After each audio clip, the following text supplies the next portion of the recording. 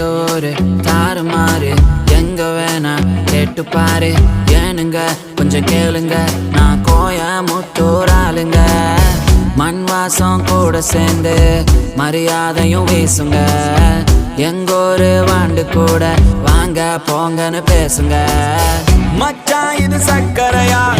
சிறுவாணி தண்ணிடா சும்மா இந்த அக்கறையா எங்காலுங்க